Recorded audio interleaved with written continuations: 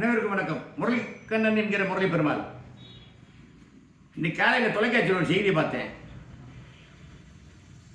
இப்போ புதிதாக ஆட்சி பொறுப்பேற்றிருக்கிற அரசாங்கம் தனியார் பள்ளி அனைத்தும் மாணவர்களின் பள்ளி கட்டணத்தை தகவல் பலகையிலே வெளிப்படையாக அறிவிக்க வேண்டும் என்று கூறியிருப்பதை மறுத்து, நாங்கள் அப்படியெல்லாம் செய்ய முடியாது, நாங்கள் தமிழ்நாடு அரசாங்கத்துக்கு, தமிழ்நாடு கொள்கைக்கு, தமிழ்நாடு கல்விக் கொள்கை கட்டுப்பட்டவங்க, நாங்கள் மத்திய அரசாங்கத்துக்கு கட்டுப்பட்டவங்க அப்படின்னு சொல்லி அந்த தனியார் பள்ளி, சிபிஎஸ்சி பள்ளி கூட்டமைப்புடைய தலைவர், பொதுச்செயலாளர் ஒருத்தர், பாட்சான் ஒருத்தர் கோர்ட்டுக்கு போயிருக்கா கேள்விப்பட்டேன்.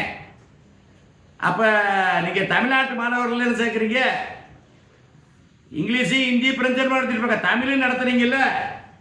தமிழ் நடத்தாம இங்கே தமிழ்நாட்டிலலாம் ஒரு பள்ளிக்கூடம் நடத்துறீங்க, தமிழ் நடத்துறீங்கல்ல. தமிழ் குழந்தைக்கு தானே சொல்லித்தரீங்க, தமிழ்நாட்டு மாணவர்கள் சொல்லித்தரீங்க. தமிழ்நாட்டுக்குள்ள தானே இருக்கு. பில்டிங் டேக்ஸ் தமிழ்நாட்டில் தானே கட்டுறீங்க, தண்ணி தமிழ்நாட்டில் தானே பிடிக்கிறீங்க, தமிழ்நாட்டுக்கு மாணவர்கள் தானே சேர்க்குறீங்க. ஒரு விதிமுறையில் ஒரு கொள்கை, ஒரு அரசு ஒரு கொள்கையை அறிவிச்சு ஒரு கட்டணத்தை வெளிப்படையாக சேர்த்தணும், மக்களுக்கு ஒரு சந்தேகம் இல்லாமல் இருக்கு, ஒரு பிரச்சனை இல்லாத ஆட்சி நடத்தணும் ஒரு அரசாங்கம் ஒரு அறிவிப்பு அறிவிட்டால் நாங்கள் மத்திய அரசாங்கத்துக்கு கட்டுப்படுவோம், மாநில அரசாங்கத்துக்கு கட்டுப்படுவோம்னா, அப்போ மாநில அரசாங்கத்துக்கு கட்டுப்பட்ட பாண்டிச்சேரியில், மாகியில், ஏனாமில், டெல்லியில், அந்தமானில் போய் பள்ளிக்கூடத்தை வச்சுக்கிற வேண்டியதானே. எதுக்கு தமிழ்நாட்டில் ஸ்கூல் நடத்தினேன்? இதெல்லாம் எல்லாம் கேளுங்க ஐயா. நாங்கள் கேட்டால் மேலே கேட்குமா, சத்தம் கேட்குமா? வணக்கம்.